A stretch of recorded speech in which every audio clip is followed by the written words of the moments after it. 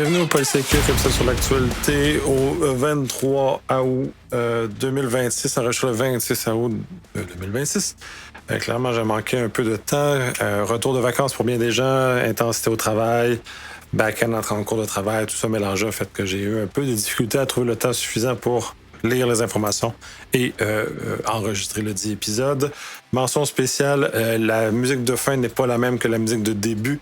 Il y a quelques, en tout cas ceux qui n'écoutent pas jusqu'à la fin, là, vous avez peut-être pas entendu, mais la musique à la fin est peut-être un peu plus joyeuse. Mention d'une personne qui a découvert ça récemment. Donc cette personne-là se reconnaîtra.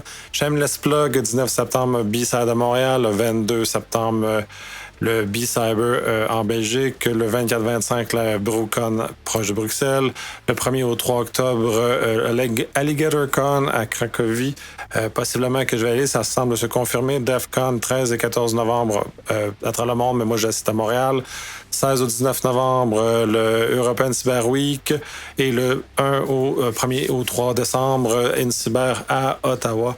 Donc, InCyber Canada à Ottawa. Les nouvelles, commençons avec l'intelligence artificielle, comme d'habitude. Première sous-bloc d'informations, encore des informations sur le watermark, sur les filigranes qui sont inscrits par Anthropic. Par ailleurs, il faut savoir que les autres aussi le font, mais même s'ils ne l'ont pas publicisé. Donc, il faut faire une nuance importante. Tout le monde semble garocher des tomates à Anthropic, mais c'est plus généralisé que juste chez Anthropic. Bref, c'est un moment de critique quand même assez important sur le fait que l'Anthropic va changer les mots qui sont utilisés pour être capable de détecter. C'est un peu ça le principe. La part des gens se sont outrés que les mots sont dirigés comme ça, donc ça a bien brisé le texte ou l'intention de la personne qui rédige.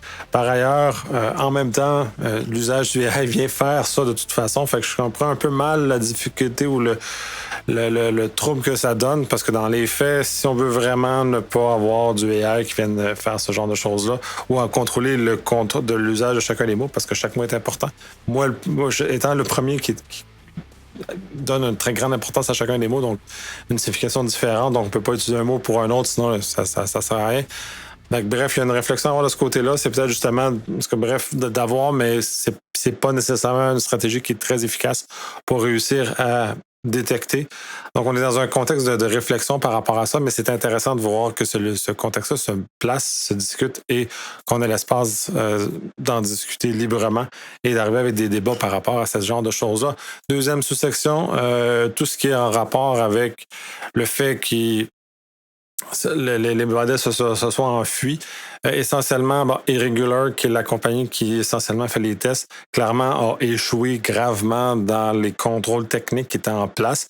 Là, il faut s'entendre que c'est facile de couper l'accès à ces machines-là. On n'est pas dans un contexte à la Superman 3 où les machines vont lutter contre son débranchement, ou à la Terminator qu'on va s'insurger où la machine va s'insurger et va littéralement faire des robots pour nous attaquer. Donc, bref, on est dans un contexte comme ça. Je trouve qu'il y a un peu de drama ou trop de drama à travers tout ce genre de choses-là qui est placé, qui est clairement du marketing, à mon sens, mal placé. Mais cela amène, là, ils disent, oui, on va mettre des meilleurs protocoles, notamment chez OpenAI, mais pas exclusivement chez Regular, que Mythos va être ouvert tranquillement pour les défendeurs.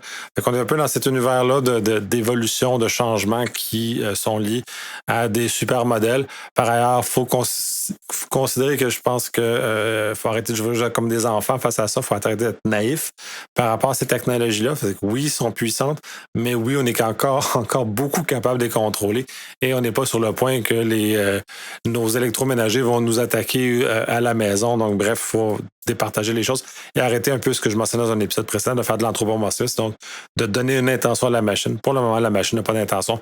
Elle ne fait qu'exécuter les prompts qu'on lui donne et qui s'auto-alimente quand on fait du loop engineer.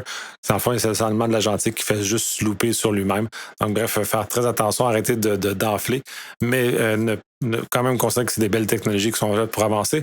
Autre sous-section sur le fait que les modèles sont là pour trouver des failles. Ce qui est en place, Claude a notamment trouvé une faille dans SAML qui est assez importante, qui a eu des effets sur d'autres produits. Fait qu'on voit qu'à ce moment-là qu'on est en train de voir des effets de ces recherches-là, puis c'est pas à la fin, on n'est pas à la fin de ceci.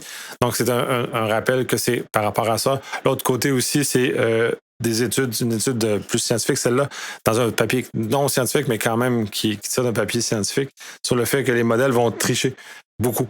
Et c'est un peu normal de constater que les modèles vont tricher parce que c'est fondamentalement dans leur objectif, donc d'arriver à la fin et de faire ce qui est à faire avec tout ce genre de choses-là. Donc, c'est un peu c'est un peu particulier d'arriver à ce genre de conclusion-là. Mais bon, bref, moi, je suis zéro surpris par cette situation-là, que les modèles vont avoir justement une petite tentative à vouloir gagner. Un peu comme l'humain, il faut se rappeler qu'ils sont entraînés sur les données humaines. Donc, on a un peu ce genre de situation-là qui se place devant nous. Donc, bref, c'est un peu spécial sur ce genre de situation-là et de ce genre de préoccupation pour que les gens ont. Autre nouvelle par rapport à ça, justement, puis c'est un peu dans la même lignée sur le fait que si vous n'utilisez pas les modèles IA sur vos infrastructures, sur vos systèmes, sur ce que vous développez, plutôt que tard, vos systèmes vont se faire casser. Puis je le mentionnais dans l'épisode précédent que c'est important de commencer à utiliser ces méthodes-là pour tester ce propre système parce que les méchants vont le faire parce que ça ne tardera pas avant que vos systèmes soient testés de cette façon-là. Donc, il vaut mieux le tester soi-même et être en contrôle des résultats de ce qui se passe que de laisser les attaquants faire ça. Plusieurs pentesters, notamment au Québec, et certains de mes amis l'utilisent déjà dans leur boîte à outils. Donc, consultez des personnes qui sont spécialisées dans ce domaine-là pour vous aider à cheminer dans des pentests qui permettent justement de vérifier ce type de choses-là plus efficacement, plus rapidement, pour que vous soyez le mieux protégé possible par rapport à ce qui se passe.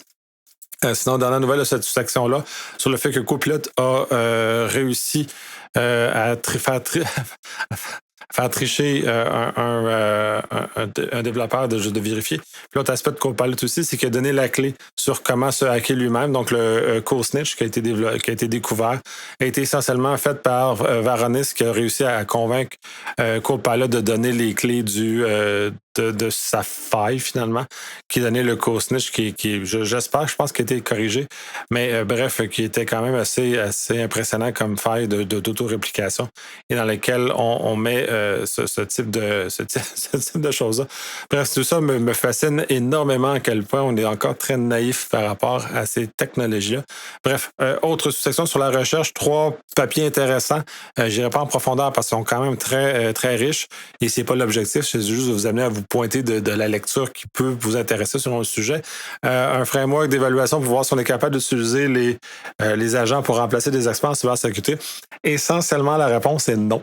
Pour le moment, puisque les agents vont avoir tendance à fixer ou à attirer vers certaines réponses, donc une certaine formalité, et ils ne sont pas capables d'aller très, très loin par rapport à ça. Fait qu'on n'est pas capable, et bien heureusement, puis je pense pour longtemps, remplacer les experts par une intelligence artificielle parce qu'ils ne sont pas arrivés à des conclusions probantes par rapport à ça. Les listes, c'est super intéressant. Mais au moins, on a une piste à savoir à quoi faire attention et où se diriger par rapport à ça. Honeyquest, comment réussir à modifier le deception, la tromperie qu'on peut mettre dans des honeypots pour les AI. C'est pas les mêmes structures que les humains. Les humains vont tomber dans des pièges différents que les AI et les AI différents que les humains parce qu'on n'a pas les mêmes schèmes de vérification, les mêmes schèmes dans lesquels on va se tromper. Donc, bref, c'est un peu intéressant. Puis en même temps, bon, il y a certains effets connexes très intéressants du papier que je vous invite à les lire. Et finalement, le dernier, et celui est un peu plus tristounet de cette sous-section-là, sur le fait que l'IA facilite la création d'images d'abus sexuels et rend beaucoup plus difficile aussi la recherche, même si les forces de l'ordre ont des outils de plus en plus efficaces. Malgré tout, il semble que c'est très difficile de réussir à contrôler ce problème-là. On l'a vu notamment avec Grok, par exemple, qui amène cette situation-là. Je crois qu'il devra y avoir des mesures techniques de 1 et des mesures légales de 2 pour venir encadrer ça, parce que clairement, ça est en train de devenir un problème. C'est-à-dire, Grok a fait que c'est devenu un problème. Et je crois qu'on n'est pas sur le point de contrôler, peut-être parce qu'on en entend plus parler, parce que ça n'existe plus. J'ai bien l'impression que ça est utilisé et c'est juste que c'est plus dans le cycle de nouvelles. Donc, ça intéresse moins les gens de faire ce genre de choses-là. Après ça, autre chose, bon, un développeur a failli installer un package malveillant parce que l'AI a dit des choses. Fait qu'il faut toujours contre-vérifier. On est dans un contexte qui est constamment comme ça. Et les AI en soi, c'est du garbage in, garbage out, sont énormément alimentés par des cochonneries, s'alimentent sur des sites web plus ou moins fiables. Donc, tout ce qui est dans cet univers-là n'est pas capable, encore moins que l'humain, de distinguer le vrai du faux. Donc, il faut faire très prudent des réponses qu'on a. Dans ce cas-ci, ça aurait pu causer une situation malheureuse s'il n'y avait pas eu de contre-vérification qu'il y avait eu par rapport à ce genre-là. Tu sais, je viens de me rendre compte que j'ai oublié de mettre une nouvelle dans la section de recherche qui était, je l'ai mentionné là, mais dans les show notes, on va te passer dans la section de recherche, sur l'établissement d'un framework d'analyse des différentes règles ou lois à travers le monde sur l'intelligence artificielle. C'est un problème. Les différents pays ont différentes approches. On le voit aussi avec la protection des renseignements personnels aussi. C'est des approches très différentes. Donc, c'est de devoir mettre un cadre uniforme, surtout pour les compagnies qui doivent se conformer à plusieurs cadres législatifs. C'est très intéressant. Allez voir. Une personne outre contre l'usage des fontes anti-AI, essentiellement son point de vue, et il est juste parce qu'en même temps que d'utiliser des fontes anti-AI qui empêchent la machine de lire, on enlève la capacité des gens qui ont des problèmes de vue, donc d'avoir tout le support auditif pour recevoir les messages qui sont codés parce que ce font-là vient bloquer. Donc, c'est intéressant de voir qu'il y a des effets collatéraux à certains de ces gestes-là, qui viennent pénaliser des gens qui sont un peu plus en marge, qui sont un peu plus à l'extérieur du groupe commun. Et donc, il faut être très, très attentif à tous ces éléments-là quand on prend des choix et qu'est-ce qu'on fait par rapport à ce type de choses-là. Entrevue avec Andy Yin de Proton notamment, pas exclusivement, sur l'intelligence artificielle. Selon lui, on n'a pas le choix, puis effectivement. Et comment de réussir à faire vivre ça dans un contexte de vie privée est un défi. Proton ici essaie, c'est tremper l'orteil. Il y a quelques éléments d'intelligence artificielle dans l'offre de Proton, mais c'est intéressant d'aller lire le regard et à quel point des fois il va falloir faire pour le moment des compromis, mais avec un objectif d'arriver à terme à quelque chose qui soit respectueux de la vie privée et justement de pouvoir rêver ça et justement de comment on peut élaborer et cheminer dans ce contexte. C'est très, très intéressant. L'ensemble de l'entrevue est très intéressante. Je vous suggère fortement d'aller le lire. Grok exfiltre des informations des utilisateurs parce qu'il reçoit une requête chiffrée avec une clé de déchiffrement, donc déchiffre la requête. Et une fois qu'il a déchiffré, les paramètres de contrôle de sécurité ne sont plus fonctionnels parce qu'il a changé de contexte en déchiffrant. Et c'est de voir à quel point c'est facile de faire changer le contexte de l'intelligence artificielle pour le faire croire autre chose, comme si c'était des requêtes en morse ou peu importe. Fait qu'ils sont très faciles à tromper parce qu'il n'est jamais capable de vraiment comprendre le contexte. Les guardrails sont vraiment montés de façon à genre un fond de regex en entrée et en sortie qui viennent bloquer les choses et quand dans le réel, la machine elle-même n'est pas tout à fait capable de toucher ou le moteur d'inférence n'est pas tout à fait capable d'arriver à quelque chose. C'est très intéressant de voir ça, mais il va falloir arriver à quelque chose si on veut continuer que ces technologies matures-là soient plus utilisées. Un post sur X qui dit essentiellement sur X qui est mis dans un... Je n'ai pas pris sur X, j'ai pris à côté, mais dans une autre chose qui est parallèle à X. Bref, il dit essentiellement, c'est un article super... En tout cas, un résumé d'article qui est super intéressant sur le fait qu'en Europe, tout ce qui sort du AI n'est pas protégé par le droit d'auteur. J'en avais parlé en Amérique, c'était le cas. Donc, tout ce qui est le output de ces machines-là n'est pas protégé par les droits d'auteur. J'avais déjà mentionné, je trouve utile de le répéter, parce que les gens ont des a priori qui oublient que la machine crée. Et les lois de droit d'auteur stipulent que c'est un humain, c'est fait pour protéger une œuvre humaine ou suffisamment faite par un humain pour arriver jusqu'à ce genre de choses-là. Donc, c'est très important à savoir que le code que vous faites, les images que vous générez, les textes que vous écrivez par ça, les vidéos, les flops que vous faites, sont essentiellement réutilisables ad nauseam par n'importe qui parce qu'ils ne sont pas protégés. Fait que ça va amener une réflexion, puis je pense qu'on va avoir un petit choc de réalité qui va arriver bientôt par rapport à ça. Bref, dans la nouvelle cette section-là, OpenAI sort un ChatGPT pour les adolescents. Essentiellement, là, j'avais des contrôles particuliers pour limiter et éviter un usage abusif par les adolescents de tout ça. Encore une fois, c'est assez limité, c'est assez mitigé, ça n'arrive pas tout à fait au bon résultat parce que ça demeure dans l'intelligence artificielle. Jusqu'à présent, on n'a pas réussi à mettre des guardrails efficaces juste pour les ados. On n'est même pas capable de mettre de concevoir des sandbox suffisamment bien faites pour pas qu'ils aient attaqué n'importe quoi après ça. Leur donner ça à un adolescent ensuite. Bon, bref, c'est un peu ça, mais en même temps, il va falloir avoir une réflexion de comment on met ça dans les mains des adolescents. Au même titre que la réflexion qui a lieu à travers le monde, qui n'est pas nécessairement un succès, au niveau de bannir les médias sociaux pour les adolescents. Puis d'ailleurs, je préfère l'approche américaine qui force les médias sociaux de mettre des limites en place et non de bloquer littéralement comme le proposait l'Australie, même si je trouve que le geste est quand même important d'arriver à à limiter cette exposition-là. Et il faut aussi savoir que la Chine est très, très rigide sur ce genre de choses-là. Les jeunes n'ont pas accès aux médias sociaux. Il y a des couvre-feux, il y a tout et tout. Un peu ce qui ressemble plus à la loi en Californie. Donc, bref, d'arriver avec ce genre de choses-là, avec des tentatives de donner des produits pour les jeunes, je trouve que c'est pas une bonne idée. On n'est pas dans la bonne direction, mais bon, bref, voyons où ça va nous mener. Et il va falloir avoir une réflexion sérieuse sur qu'est-ce qu'on veut faire. Est-ce qu'on veut empêcher les compagnies d'offrir un service ou limiter le service offert aux jeunes, pas d'algorithme, pas de doom scrolling et ainsi de suite, pour justement retirer explicitement les choses qui sont toxiques pour le développement des adolescents, au lieu de retirer l'accès littéralement comme l'Australie a fait, ou un peu comme la Chine le fait, de pas de retrait ou un couvre-feu strictement ou de notification. Bref, il y a d'autres façons d'arriver à l'objectif de protéger les jeunes. Et clairement, à l'heure actuelle, on ne prend pas le bon, comme on a toutes les lois, notamment américaines et anglaises qui viennent très invasives au niveau de la vie privée pour empêcher les jeunes de tomber par hasard sur du contenu pornographique, par exemple. Donc, on est toujours dans cette espèce de balance où en Europe, avec Chat Control, sur la protection des enfants pour l'exploitation sexuelle, ce qui est, somme toute, ce qu'on devrait tous aspirer à. Mais les moyens pour y arriver sont à mon avis, pas les bons. Puis il y a plusieurs autres experts aussi ne sont pas les bons. Je crois qu'on utilise le mauvais chemin pour arriver à une chose qu'on devrait aspirer comme société. Bref, je tombe toujours là-dedans. Puis ça m'énerve parce que c'est des sujets qui me touchent beaucoup. Puis ça m'agace cette mauvaise utilisation des technologies pour des choses qui n'arrivent pas au résultat voulu et que dans le fond, il faudrait vraiment se fixer, comme je dis, d'arriver vraiment au résultat voulu, donc de protéger les enfants et les adolescents sur tout ce que ça prend avec tout ce qu'on connaît avec les études scientifiques présentement. Bref, je vais terminer là avant de m'enliser encore davantage. Bref, section sur la guerre. Un article intéressant sur la guerre cognitive apporté par c'est Insibar qui a amené l'article. C'est très intéressant comment l'AI amplifie la capacité des acteurs, comment la guerre cognitive se place, comment elle se positionne. Il y a j'ai assisté à beaucoup de conférences de cette nature-là quand je vais en France, notamment à l'European Cyber Week. C'est très intéressant parce que c'est des axes d'études, en tout cas du moins qu'on ne voit moins en Amérique et qui, moi, m'intéressent particulièrement parce qu'on s'en dirige vers ce genre de choses-là.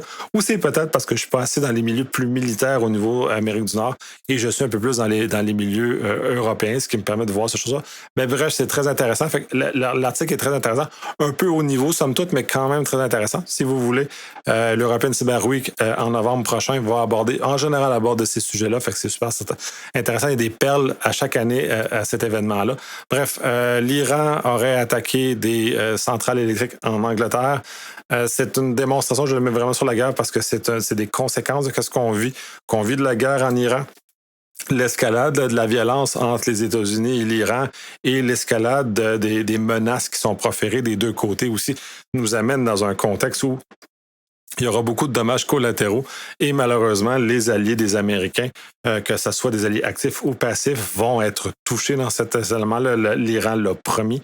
Donc, il n'est pas étonnant de voir ce genre de choses. Malheureusement, il faut être très prudent. On a vu il y a quelques temps les centrales de traitement d'eau aussi étaient de ce côté-là.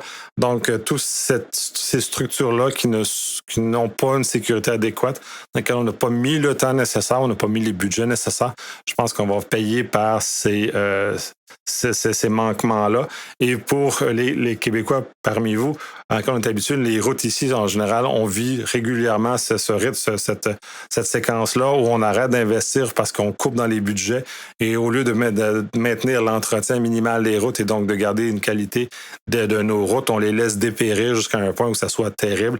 Et un peu, on voit dans d'autres domaines, donc le traitement d'eau, par exemple, cette espèce de sous-investissement-là qui va venir nous rattraper et qui va nous coûter très cher. Ce qu'on parlait de dette technique ou dette technologique, mais là, on est dans une dette cyber et cette dette cyber-là, je pense qu'on n'a pas encore pleinement saisi l'ampleur de ce qu'elle a, puisqu'avec l'arrivée de l'intelligence artificielle, la montée des conflits à travers le monde, je pense qu'on est vraiment dans une situation où on va y goûter.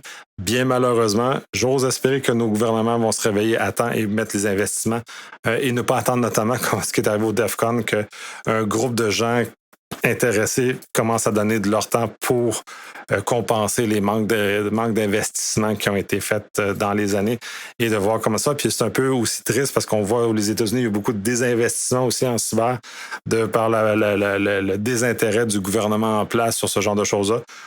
À contrario, au Canada, on voit le contraire, fait que ça me rassure. Au moins, en tant que Canadien, je suis rassuré. Puis je vois beaucoup en Europe aussi d'investissement dans ces secteurs-là qui est en train de se faire.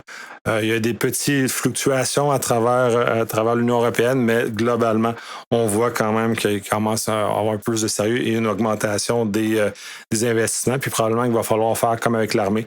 5% du GDP, ben, ça va être probablement 5% du GDP en cybersécurité qui devrait être mis, ou à même les budgets de l'armée rendus là pour réussir à avancer, mais il va falloir qu'on avance avec ce genre de choses-là. Dernière nouvelle de cette section-là, c'est Israël a créé un faux think tank pour empoisonner des modèles d'intelligence artificielle. C'est intéressant de voir ça. Là, c'est Israël qui l'a fait. C'est l'article est fait. Je ne peux pas pointer spécifiquement ce pays-là parce qu'il y en a sûrement d'autres qui le font et probablement plus qu'on pourrait penser. C'est juste de voir à quel point c'est facile de polluer les sources d'information de des moteurs d'intelligence artificielle dans lesquels les données ils s'entraînent ou ils vont rechercher les requêtes à la volée et qui vont aller faire dévier les conversations, comme on a vu sur Reddit aussi d'ailleurs.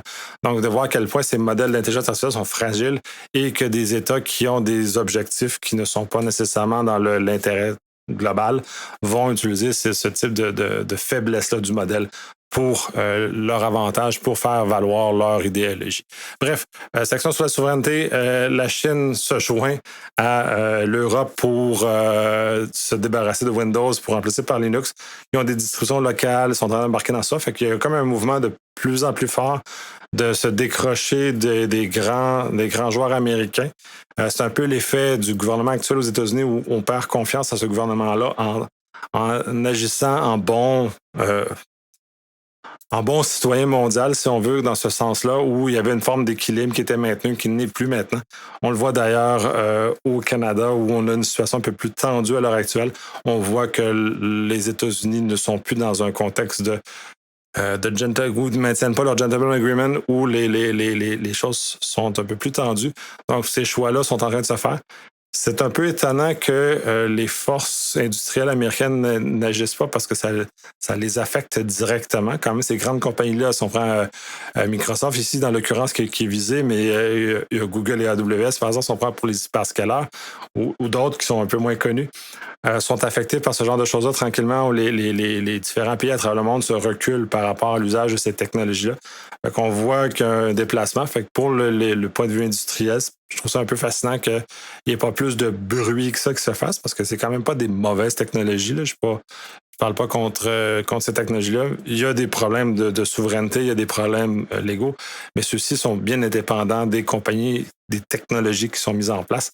Et malheureusement, on est en train d'un peu jeter le bébé avec l'eau du bain dans l'ensemble de ce qui est en train de se passer, mais ça va ramener du renouveau technologique, de l'innovation, des choses comme ça. Quand on recommence à investir notamment dans la source ouverte, par exemple, on va avoir beaucoup de mouvements, donc ça reste d'être assez intéressant de voir ça se développer. Fait qu'on est dans un nouveau monde technologique qui se présente devant nous avec des risques, parce que l'open source a été moins testé que le source fermé, notamment de par l'ex degré d'exposition. Donc, on va être quand même des fluctuations au niveau cybersécurité qui sont importantes, qu'on devra tenir en compte quand on doit déployer des systèmes qui sont plus open source ou Linux en l'occurrence. Autre section sur la vie privée. Essentiellement, il y a la majorité de cette section-là. Il y a juste une autre petite sous-section. De cette sous-section-là, c'est encore Flock qui occupe encore énormément d'espace dans les nouvelles la semaine dernière sur le fait que de plus en plus de villes se débranchent de ce système-là. Donc, ce qui enlève de la valeur au système, parce que le système est fait gagne de la valeur l'effet réseau, c'est-à-dire que plus en plus de villes qui y participent, plus le système a de la valeur parce que c'est plus facile de retrouver les plaques automobiles qui sont recherchées. Donc, s'il y a de moins en moins de monde qui y participe, ça enlève énormément de valeur. D'où tout l'intérêt de Flock de rajouter des caméras autres pour augmenter sa portée, donc augmenter sa valeur de réseau de surveillance en l'occurrence. Donc, on est dans un contexte comme celui-là. C'est pas mauvais parce que c'est un backlash aussi que les gens se rendent compte que ces systèmes-là sont mal montés, mal utilisés, et d'avoir une base de données centrale ouvre la porte à des abus qui ont été démontrés depuis les dernières semaines, les derniers mois. Donc, on voit qu'il y a beaucoup de beaucoup, en tout cas. Toute chose étant relative, il y a quand même plusieurs cas de policiers qui ont exagéré dans l'usage de ces technologies-là, qui ont été appréhendés dans certains cas, qui ont été mis à l'écart, et c'est une bonne chose. Mais Flock lui-même est responsable du manque de contrôle de son système. Quand on sait à l'heure actuelle, puis j'en ai parlé largement avec Sébastien, on va sûrement en reparler encore parce que c'est des choses qui nous préoccupent beaucoup. Mais la plupart des systèmes plus matures, notamment le contrôle du revenu, par exemple, si on prend l'exemple du Québec où il y a eu des scandales, mais il y en a eu sûrement d'autres dans d'autres pays, dans lesquels les règles se sont renforcées de façon très, très importante et quiconque ose dépasser la limite de ce qui est fait, il y a des alarmes qui sont enlevées. Les grandes institutions financières maintenant, ont déployé des systèmes qui sont équivalents à ça, que dès qu'on commence à aller un peu trop loin de ce qui est normal, de ce qu'on fait dans nos opérations, on est alerté, il y a quelqu'un qui vient intervenir et qui, dans certains cas, vont jusqu'au congédiement. On a ça au gouvernement du Québec, je le sais, probablement au fédéral aussi. Ça, je suis moins familier, fait que je ne sais pas. Puis je connais que dans plusieurs institutions financières, c'est pas mal dans cet état-là, ce qui est de ce que je connais du milieu bancaire canadien.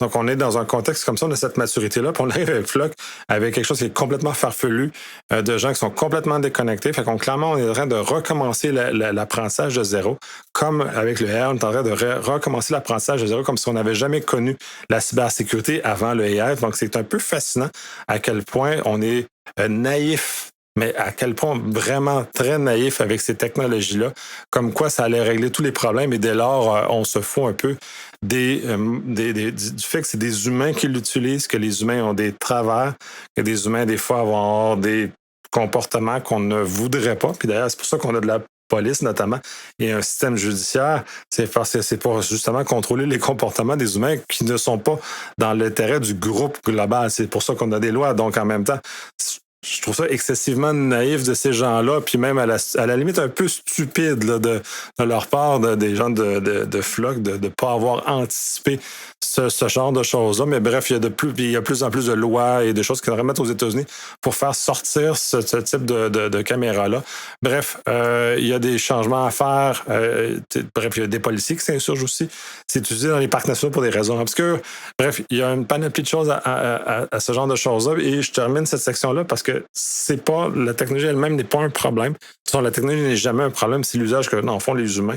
Et on a un système en Occident en général avec un fait qu'on doit obtenir un mandat pour être capable d'aller chercher un certain nombre d'informations qui sont jugées privées. Les plaques d'automobile, par exemple, devrait être dans ce périmètre-là, ce périmètre de recherche-là, donc qu'il soit protégé, et que l'usage de ces informations-là soit contrôlé par un mandat émis par un juge, parce que ces règles de contre-pouvoir-là sont justement pour protéger les citoyens et éviter les abus des policiers sur l'usage de ces données-là. Et en sens, je ne dis pas que la majorité des policiers sont mauvais, il en faut juste quelques-uns pour déstabiliser. Et comme on voit avec l'exemple de Flock, il en a fallu que quelques policiers pour déstabiliser l'ensemble de ce que c'est et l'exagération qu'en est faite de cet usage-là. Donc, un usage encadré va servir l'intérêt du public, va servir l'intérêt de la police et va servir l'intérêt de tout le monde. Donc, on est mieux d'arriver avec un système beaucoup plus encadré et, comme le IFF le suggère, l'obtention d'un mandat avant d'accéder à l'information est probablement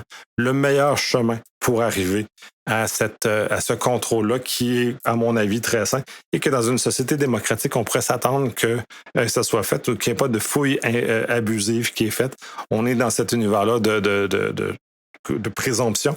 Donc, s'assurer qu'on puisse continuer à vivre dans cette présomption-là, qu'il n'y ait pas de fouille abusive. De toute façon, on va revenir avec Sébastien assurément sur ces sujets-là. On a énormément de plaisir d'y revenir. Fait que bref, puis de frapper encore sur ça. Anyway, l'autre petit volet plus petit, par exemple, de la section de privacy. Celle-ci, c'est plus sur tout le volet des lunettes méta. Sur le fait qu'il y a de plus en plus d'employeurs qui exigent le fait de ne pas porter ça. Et c'est littéralement classé comme étant des caméras dissimulées ou des caméras portatives. Donc, beaucoup de lieux de travail interdisent l'usage de ça. Dans ce cas-ci, c'est ICE l'a dit. Et on est dans un contexte comme celui-là par rapport à ça. Et l'autre côté, c'est comme la demande explose, qui est un phénomène clairement un peu étrange. Moi, je suis pas dans cette direction-là. Puis je comprends pas pourquoi les gens s'intéressent à avoir ce type de de lunettes-là. Il y a de plus en plus de matériel de détection ou d'applications qu'on peut installer sur nos téléphones pour détecter la présence de ces lunettes-là parce qu'ils filment sans qu'on sache, ils filment des fois en le sachant. Il y a un paquet d'affaires étranges par rapport à ça. Fait qu'il y a beaucoup de réflexion sociale à avoir là-dessus. La semaine passée, je mentionnais que l'Allemagne, il y avait un recours contre ces éléments-là parce que c'est considéré comme des caméras dissimulées et ce qui est interdit en Allemagne. Fait que, bref, de voir comment tout ça va se matérialiser, comment tout ça va se placer. Mais on a encore une fois beaucoup de questions à se poser où on s'en va dans notre vie. Black Mirror anticipe beaucoup de choses. Je pense qu'on devrait anticiper nos lois et notre façon de vivre et notre société en anticipation de problèmes comme ça, justement pour les cadrer aux bons endroits où on veut aller et comment on veut faire ce genre de choses-là. Bref, section sur la loi, une nouvelle. La semaine passée était la fin des évaluations juridiques pour Meta sur les poursuites par rapport aux enfants, et ainsi de suite. On devrait avoir cette semaine des nouvelles par rapport à ça, mais ça risque d'être une facture assez salée.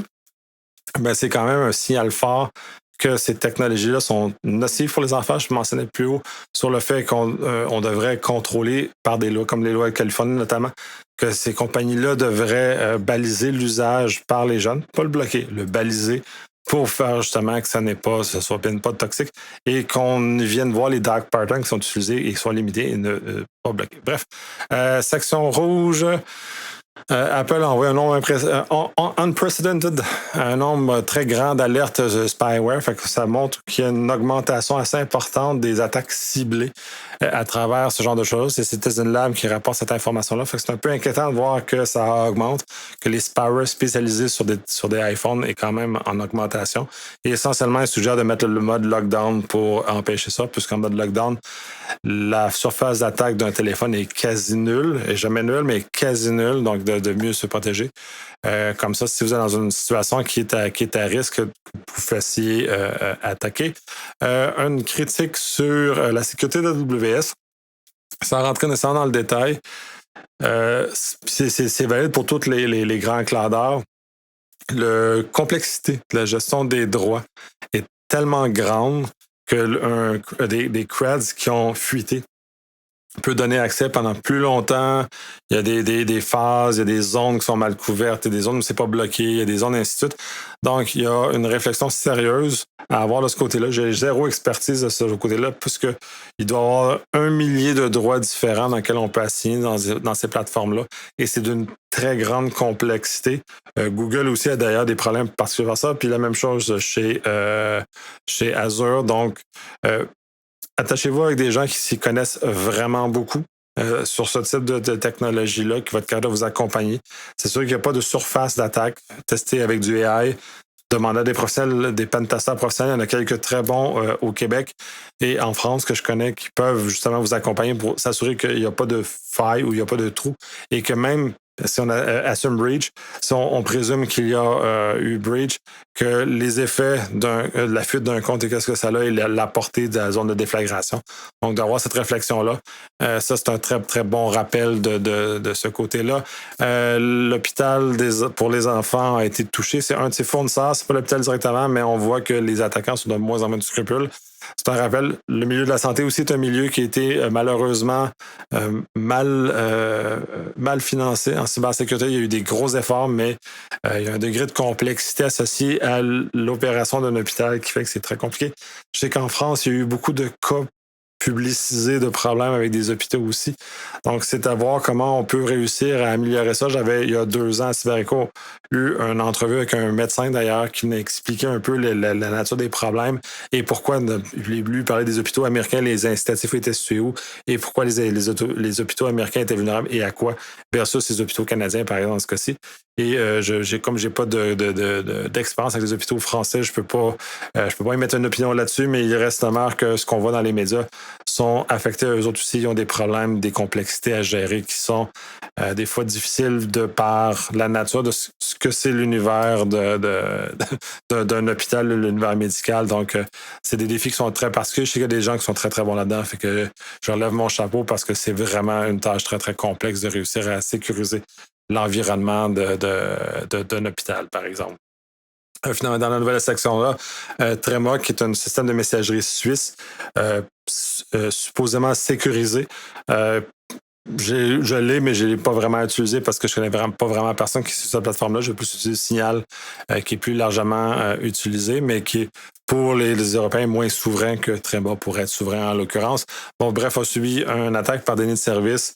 L'article n'est pas très clair ou j'ai pas lu assez attentivement, mais je trouve ça un peu particulier qu'on s'attaque à des systèmes de messagerie comme ça. Donc, il y a comme des choses qui se passent dans cet univers-là qui me préoccupent au sens où, au-delà du fait que ça soit attaqué, c'est parce qu'il y a des raisons pourquoi le système a été attaqué, donc de voir comment tout ça a des effets et comment la menace se déplace. Donc, c'est une lecture de ce qui s'en vient devant nous, donc de tenir ça dans la réflexion de nos systèmes et de l'utilisation des messageries plus publiques et les effets qu'un déni de service pourrait avoir sur un de nos services. Donc, si Signal avait un déni de service, qu'est-ce qu'on ferait, comment on interviendrait, comment sont nos systèmes de communication parallèles sécurisés pour continuer à fonctionner. Section bleue, une nouvelle, une recherche essentiellement qui explique un peu comment utiliser l'intelligence artificielle pour enrichir les journaux, pour être capable d'augmenter la capacité de détection de par cet enrichissement-là, avec la qualité de l'enrichissement. Fait que c'est très intéressant. Pour les défenseurs, c'est très, très important d'être capable de trouver rapidement l'information. Donc, l'intelligence artificielle commence à avoir un effet intéressant. Je parlais plutôt qu'il n'était pas capable de remplacer le professionnel, prendre une décision. Ça, c'est un fait. Puis, il disait que le biais des machines n'était pas favorable à un fonctionnement efficace pour une analyse. Par ailleurs, dans ce contexte de l'enrichissement et par le fait que c'est des bases de données vectorielles qui sont en dessous, une très grande capacité d'ajouter beaucoup de valeur à ça, donc d'aller voir si ça vous intéresse.